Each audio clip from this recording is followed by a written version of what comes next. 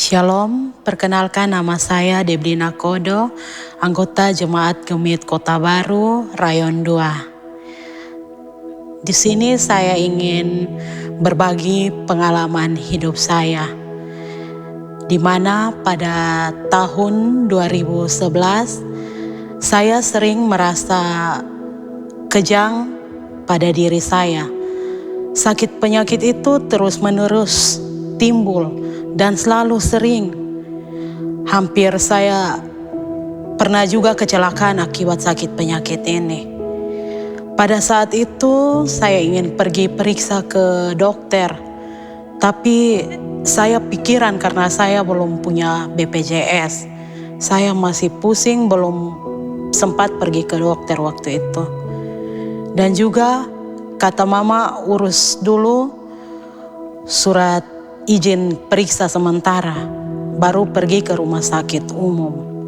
Saya urus dan pergi. Pada saat saya pergi ke dokter, waktu itu dokter memberitahu sakit penyakit yang saya derita, yaitu saraf ringan atau epilepsi.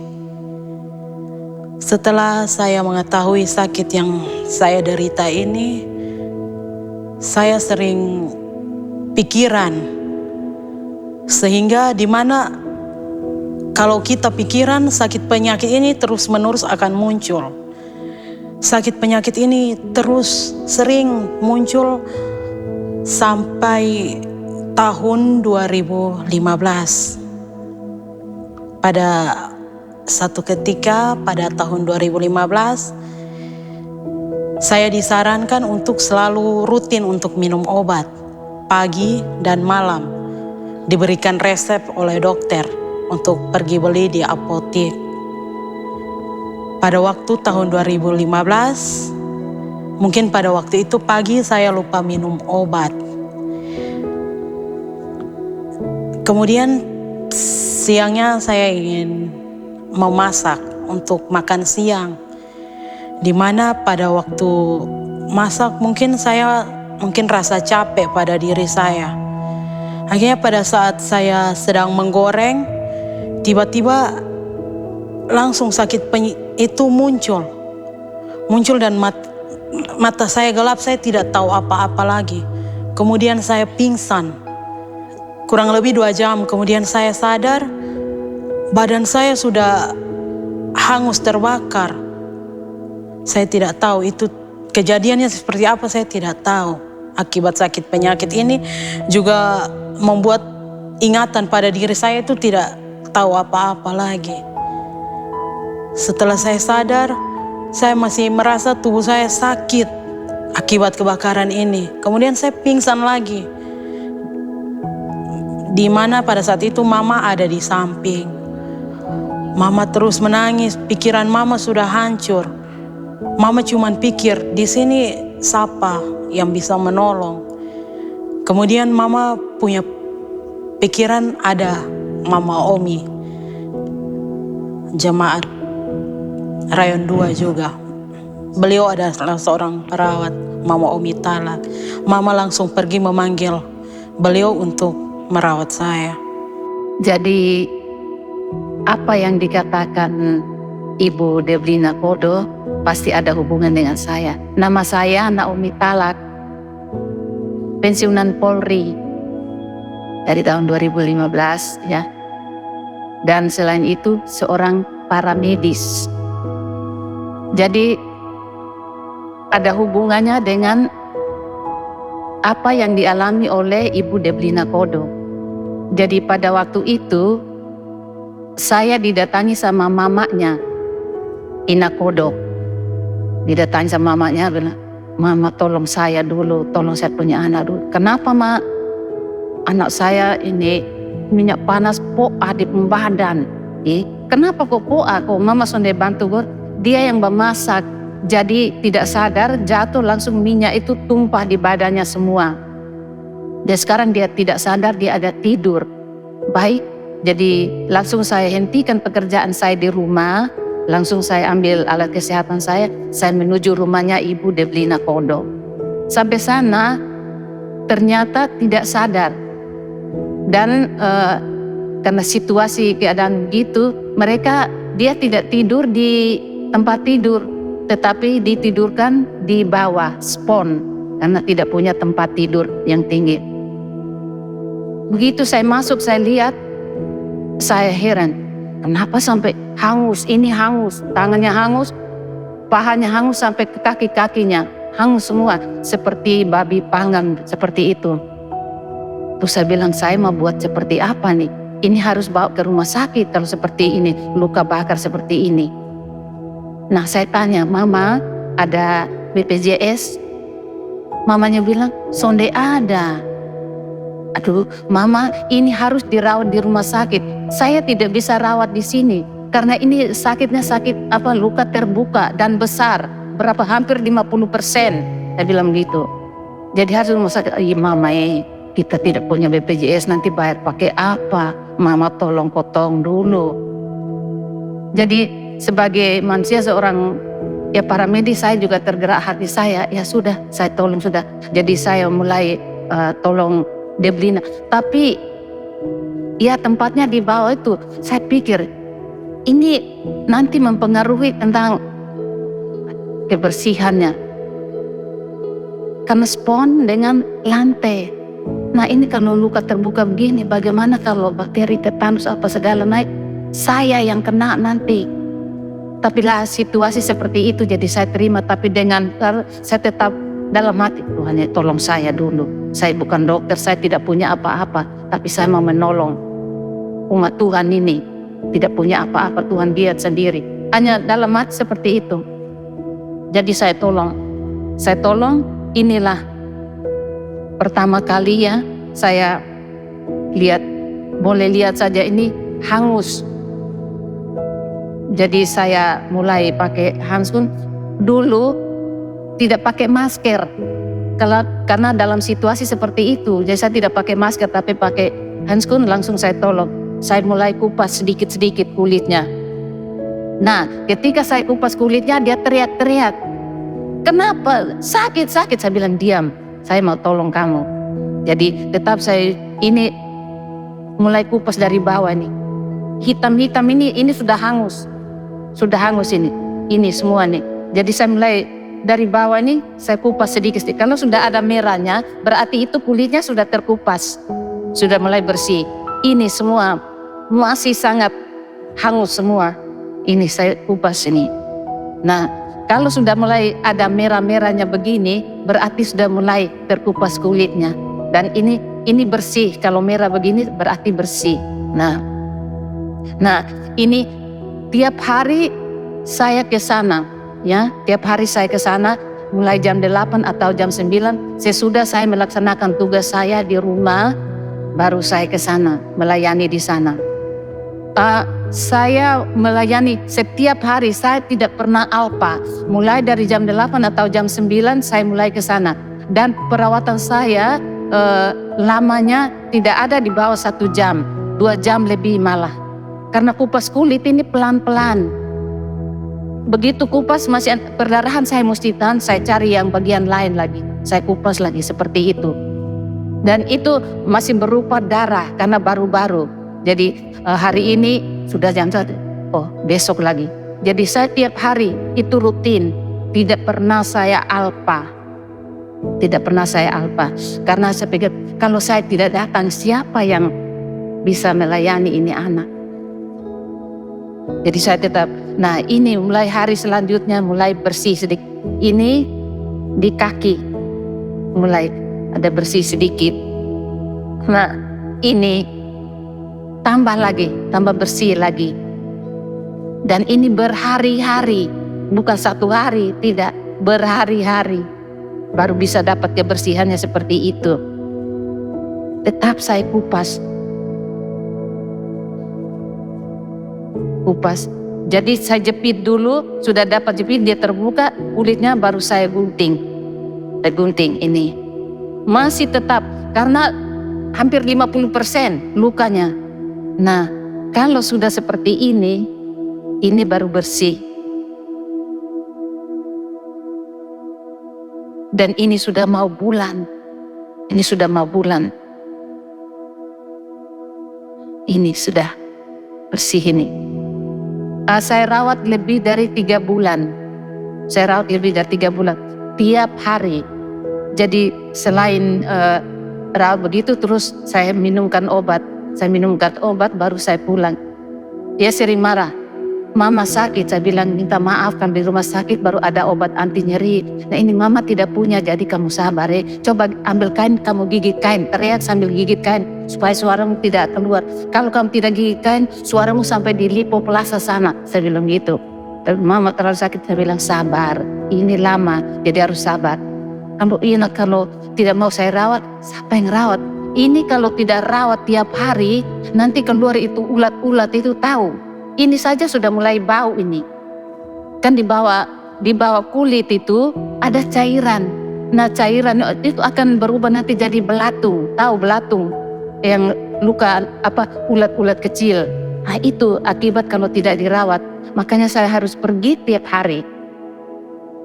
Begitu. Nah ini yang sudah bersih. Ini yang sudah bersih. Nah kalau sudah bersih begini perawatannya lain lagi. Jadi sudah kupas kulitnya, kita bersihkan itu cairan-cairan ini yang akan berubah menjadi nanah. Biasa pus, kita biasa bilang pus tapi nanah itu ya. Dan jujur saya tidak pakai obat-obat analgetik ya untuk mengurangi rasa sakit. Jadi memang yang bersangkutan menangis dan berteriak-teriak, tapi saya tetap layani. Saya tetap layani. Ini seperti ini. Oh, ini sudah bersih semua.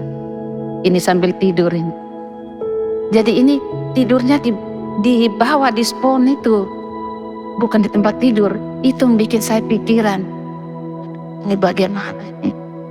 Oh tetanus ini saya mati. Saya penjara ini karena saya melawan aturan medis. Saya kan seorang medis. Terus saya lihat begini, kenapa saya rawat luka terbuka begini? Harus di rumah sakit. Jadi untuk diketahui bahwa Gereja Kota Baru mempunyai klinik yang melayani jemaat yang sakit setiap hari Minggu setelah kebaktian pertama. Ya. Sehingga barang-barang yang kami pakai untuk melayani Deblina ini kami ambil dari klinik. Nah, karena kami melayani terus begitu, kan tiap hari banyak menghabiskan ini saya waktu itu. Jadi saya duduk jongkok di bawah untuk melayani. Saya duduk jongkok. Ini duduk jongkok saja karena bukan di tempat tidur. Ini semuanya. Ya, karena harus pakai kain khas, betadine, NaCl dan lain-lain banyak lagi ya. Satu saat saya kehabisan. Terus saya mau kemana? Nah sore baru belanja ke apotek. Akhirnya saya punya peringatan. Oh, saya punya ponakan satu di IGD Eskaleri, jadi saya ke sana saja. Jadi saya jam berapa terus ke sana dengan motor saya ke sana. Dan saya singgah di pom bensin, isi bensin. Terus ada satu ibu ikut saya dari belakang. Jadi ikut saya sampai belakang, dia sampai di rumah sakit Eskaleri sana. Jadi sampai di sana, saya sementara omong sama ponakan saya yang di Eskaleri IGD ini. Maksudnya saya mau minta kebutuhannya untuk mengobati si Ina, Deblina Kodo ini. Sementara omong gitu, si ibu ini datang, Mama, ada apa? Tidak, saya ada perlu ponakan saya mau minta kain khas apa segala, saya mau menolong tetangga saya yang sakit luka bakar hampir 50%. Mama, di sini Mama, dan saya. Terus saya heran, saya lihat begini, heran. Mama tidak kenal saya, tapi saya kenal Mama. Mama mau apa? Saya bantu Mama. Terus hati saya rasa bagaimana? Aduh, kenapa kok bisa begini? Bukan saya rasa tersentuh begitu. kok ada yang di sini ya yang kenal saya. Tapi saya pikir, akhirnya dia tarik tangan saya, mama sini. Dia tarik saya, ini kasih saya kertas resep dengan ballpoint. Mama tulis sudah apa yang mama butuh. Jadi saya tulis, ya mama duduk situ ya. Saya lengkapi, saya siapkan buat mama. Sudah siap, ini anak, ini mama menolong saja, tidak ada biaya apa-apa. Mama tidak usah pikir itu, saya bantu mama menolong orang, saya bantu mama ini. Saya sudah bilang, mama tidak kenal, saya lihat mama pemuka tuh, lihat saya seperti ini tidak kenal. Tapi saya kenal mama, jadi saya melayani, saya bantu mama dengan ikhlas ini. Ada sana, ingat mama kalau habis mama datang lagi ya, ini nomor HP saya, jadi kasih saya nomor HP, saya bawa pulang merawat. Saya sampai di perjalanan itu bagaimana perasaan saya, sukacita itu yang saya rasakan setelah saya diterima di Eskalerik. Bukan ponaan saya yang terima saya, tapi orang lain yang terima saya dan mengatakan, mama tidak kenal saya tapi saya kenal mama. Itu yang menyentuh sekali saya. Jadi saya di atas motor tapi dengan sukacita saya jalan dalam suasana panas begitu, tapi saya senyum sukacita. Saya sampai di sana, Ina, ada orang yang menolong kamu. Yes, Tuhan sudah siap di sana. Kenapa mama? Ada seorang mama, ibu dibilang, mama tidak kenal saya tapi saya kenal mama. Ini mama yang saya siapkan. Jadi kamu saya tolong ini sudah tersedia di sana. Coba pikir siapa? Baktua. Saya tolong. Tapi hari itu betul hati saya luar biasa. Hanya tonton gitu habis lagi. Saya ke sana lagi. Mama mari sini mama. Jadi dia lengkapi lagi. Terus saya bilang, mama tidak boleh pikir apa-apa ya. Mama kalau butuh apa-apa ke sini. Ingat ya, simpan nomor HP saya. Jadi datang kontak saya. Siap. Itu satu sukacita, dan itu saya tuh hanya melayani tapi sudah ditolong. Tuhan menyertai saya itu. Tuhan menyertai saya sehingga Tuhan sudah siapkan petugas untuk menolong saya, menolong Deblina Kodo. Dari pom bensin sana dia sudah lihat ini mama mau kemana. Dia sudah ikuti saya di situ. Ternyata saya masuk di IGD. Baru dia datang ditarik saya. Berarti dia sudah ikuti saya, tidak tahu apa-apa. Luar biasa kan?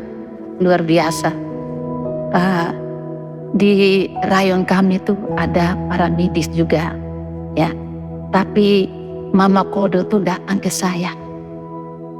Berarti saya harus bertanggung jawab dengan orang datang minta tolong kepada saya. Saya melayani dengan ikhlas, ya. Tiap hari tidak pernah putus satu hari pun tanya saja, tidak pernah. Apa? Karena saya takut kalau tidak datang satu itu bau, aromanya kurang bagus dan dibawa lagi. Bagaimana? Dan jangkitnya virus penyakit yang ke situ, bakteri penyakit itu dan jaga itu. Sehingga sementara saya rawat begitu, saya urus BPJS lewat dokter Yuli Butusudin. Akhirnya berapa lama terus BPJS-nya itu keluar.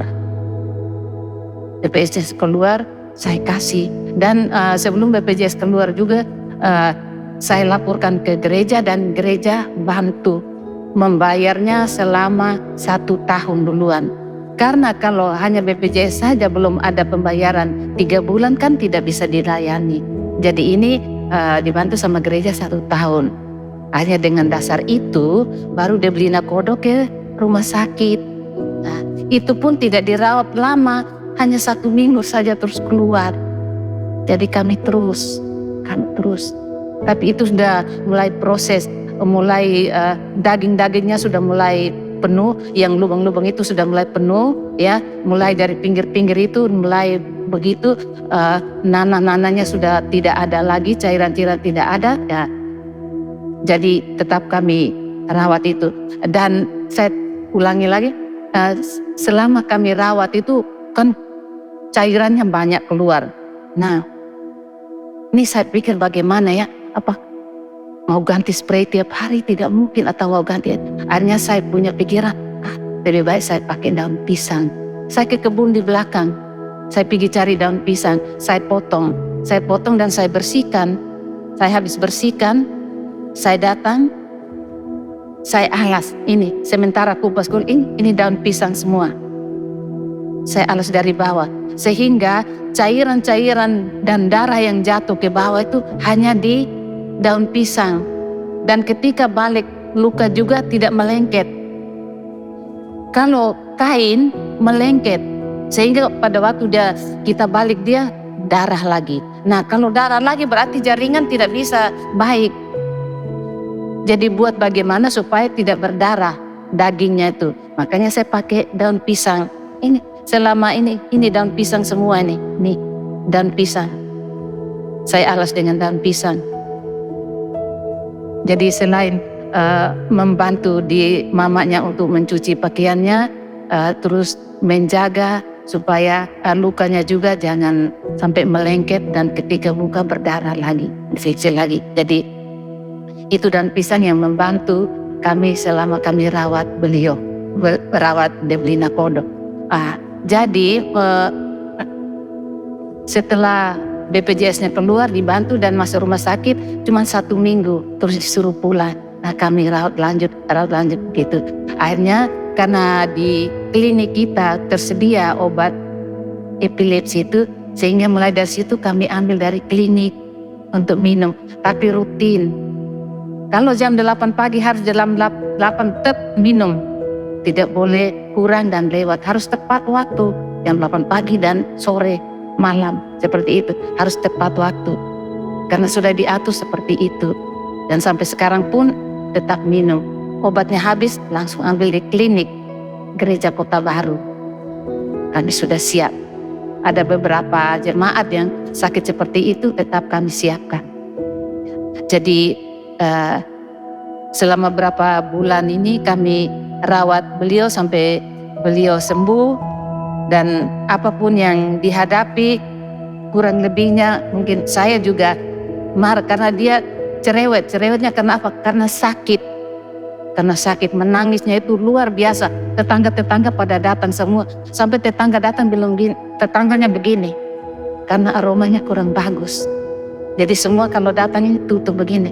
Tapi kami sudah biasa, hidung ini sudah biasa dengan bau yang seperti itu tiap hari. Jadi kami tidak pakai masker. Kan tidak pakai masker, hanya pakai handskun untuk menjaga kebersihan luka itu. Jangan sampai tangan saya kotor, itu menyebabkan luka baru lagi. Jadi tetap hanya pakai handskun, tapi tidak pakai masker kan. Dan kami sudah hidung ini sudah menyesuaikan dengan bau seperti itu. Sehingga kami rawat sampai selesai. Dan apapun yang dialami oleh Deblina Kodo itu dari hatinya sendiri, mungkin dia nanti curhat sama jemaat sekalian. Jadi saya tuh setelah tamat perawat itu saya memang melayani terus saja, melayani langsung. Mau yang melahirkan, mau yang operasi bedah, mau segala macam. Saya buat kisah di tim-tim ini, kita lewati begini, GPK berhadapan dengan tentara. Jadi baku tembak begitu, tentaranya mati, akhirnya dibawa ke Kodim. Saya ditelepon sama komandan Kodim. Ibu Omi merapat, siap, bawa alat kesehatan, siap komandan. Saya dari jauh lihat ada daging tergantung panjang ke bawah. Apa lagi ini? Saya mendekati, ini tentara ini sudah ditutup dengan merah putih karena sudah meninggal. Saya dekat, usus kita yang begitu panjang meleleh keluar karena perutnya robek. Jadi saya merapat ke sana, buka merah putih, saya tolong sendiri, tidak ada siapa, saya tolong sendiri di ruangan Kodim. Saya ambil ususnya yang jatuh tergantung itu berapa meter, ya 8 meter, usus kita seperti itu di bawah. Saya angkat, masukkan ke perutnya, masukkan sedikit, baru saya jahit. Saya jahit sudah selesai, saya lapor komandan, komandan siap, tertutup. Komandan lihat, ya. Saya bilang bagaimana kontak senjatanya, itu GPK-nya di situ. Ya kemarin kemarin ibu lewat di situ tuh, di batu besar itu di belakangnya, saya di situ. Jadi saya kontak dengan Pak Tentara. Tapi kami omong bahasa di sana. Jadi saya di sana itu melayani di hutan, melayani GTK. Sebentar Intel datang bilang, "Winnie, ada Intel." Saya bilang, "Tenang, GPK hanya mereka datang di klinik Polres Kovalima. Datang, ada Intel datang. Bohongi, ada GPK di luar. Saya yang suruh ke sini." Jadi saya bukan hanya melayani masyarakat, tapi saya di daerah merah. Naik kuda malam-malam, jam 8, jam 9 saya jalan. Saya dikawal, mandi pun saya dikawal. Dan melayani. Mau luka robek, mau orang melahirkan saya tolong. Mau pasang implan semua saya tolong. Nah, kalau di sini semuanya sudah tersedia, apakah saya tidak bisa tolong? Itu gelap, jadi pakai lampu TOE yang kecil itu, baru saya kerja jahit-jahit atau suntik seperti itu, atau tolong melahirkan di gunung-gunung gelap gulita, pakai lampu saja. Saya tidak takut. GPK pun saya melayani. Gerombolan pengacau keamanan di Timur Timur. Jadi saya bersyukur di sini sudah lampu luar biasa. Makanya mereka, "Kenapa jalan malam-malam?" Saya bilang, "Ini ada lampu, di tim-tim itu gelap, naik hanya kuda saja." Tapi saya bisa, makanya kesempatan ini saya pergunakan untuk melayani kepada siapa saja yang bisa saya layani. Tapi tidak lupa dengan Tuhan yang menyertai saya di usia tua ini. Kesempatan ini jangan disia-siakan. Kalau sudah di kursi sebegini tidak bisa lagi. Orang lain yang menolong kita lagi. Perawatan yang dilakukan oleh Mama Omi memang selama 3 bulan. Dan itu rasanya yang ada di pikiran saya tuh cuman berdoa, "Tuhan, ambil saya punya nyawa sudah sekarang." Itu yang ada di pikiran saya. Tapi selalu dikuatkan oleh Mama Omi. Mama Omi kalau pagi mau datang berobat, sembayang dulu. Terserah, yang penting saya sembayang. Ina mau menangis suara sampai di terminal sana kok, atau sampai di Lipo sana, terserah. Ina teriak saja, biar saya sembahyang kasih lu. Jangan Ina berdoa bilang, "Tuhan ambil beb nyawa sudah sekarang." Jangan punya pikiran seperti itu. Pikir bahwa kedepannya masih luas. Kamu yakin, kata Mama Omi, kamu tuh harus yakin, percaya. Hidup dan mati Tuhan yang atur. Jangan Ina bilang mau ambil sekarang, terus Ina mati, sudah. Tidak. Saya yakin Ina, kamu pasti sembuh. Tuhan dengar itu, kamu pasti sembuh, percaya. Memang perawatan yang dilakukan oleh Mama Omi selama 3 bulan. 3 bulan lebih, hampir 4 bulan, karena waktu itu Mama Omi harus juga merawat anaknya yang sedang melahirkan waktu itu. Jadi dilanjutkan dengan ada keluarga yang bantu hanya proses pengeringan saja. Dan luka derita yang saya alami ini kurang lebih 2 tahun. 2 tahun baru sembuh betul. 2 tahun baru pulih, baru dia kering. Selama saya di tempat tidur juga sering sakit penyakit ini muncul tiba-tiba. Sehingga membuat luka saya itu sehingga membuat luka saya itu tertarik dan sering berdarah dan harus dibungkus, dibalut dengan kain kasa. Pada saat mau berobat buka lagi, dibersihkan terus selama 2 tahun. Kurang lebih pada saat sudah mulai kering, sudah mulai kulit mulai terkupas, itu saja sembuh dari luka saja saya merasa bahagia, senang sekali. Ya, dari pengalaman hidup yang saya sudah rasakan ini, yang ingin saya sampaikan yaitu jangan berpatah semangat, tetaplah semangat untuk maju terus. Jangan kita mundur, punya pemikiran yang sepintas untuk putus, tapi tetap semangat maju.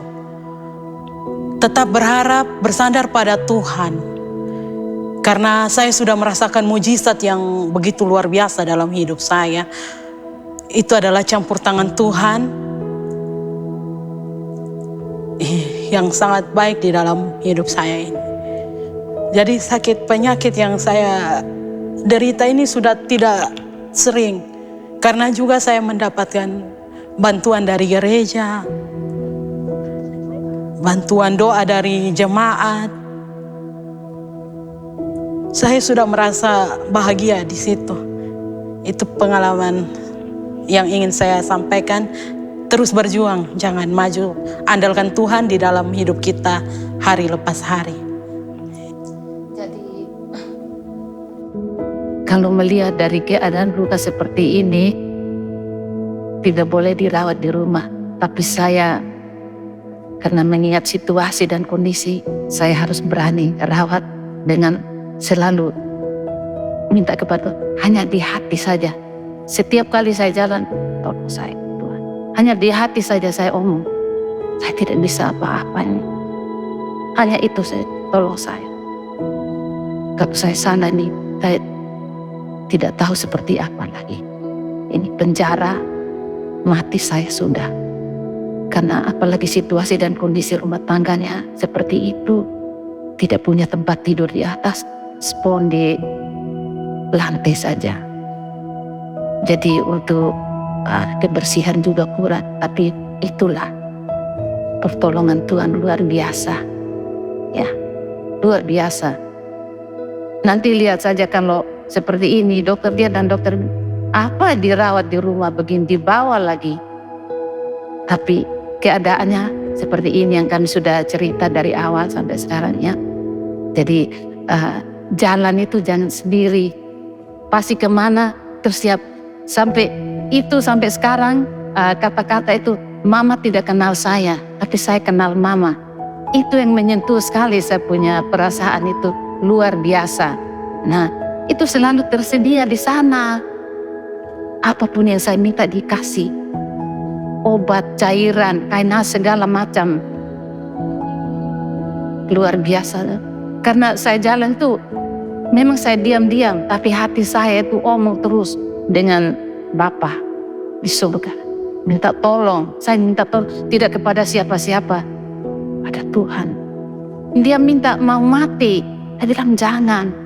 Dan ini keadaan seperti ini tidak bisa berlangsung lama karena kekurangan cairan tubuh itu bisa mengakibatkan dia fatal.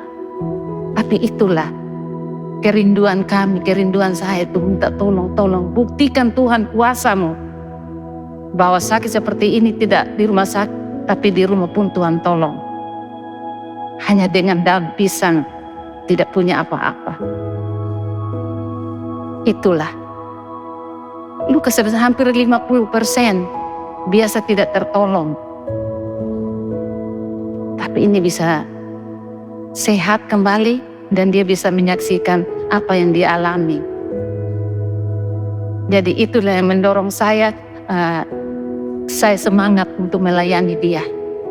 Saya melayani banyak orang, tapi yang paling besar ini dan berat ini luka bakar ini. Tapi saya punya kerinduan, saya semangat. Karena apa? Ada yang menolong saya. Obat sudah tersedia, dan ini pengalaman saya. Saya bertugas di tim-tim selama 10 tahun. Saya hanya hidup di hutan, merawat masyarakat dan GPK. Jalan malam dengan kuda, saya sudah biasa tuh. Jadi itu yang saya bawa sampai sini. Itu gelap saja saya bisa melayani masyarakat dengan GPK. Kenapa ini siang-siang terangku saya tidak bisa melayani? Mau ke rumah sakit dekat. Biar di sini saja. Yang penting saya harus rajin. tiap hari datang.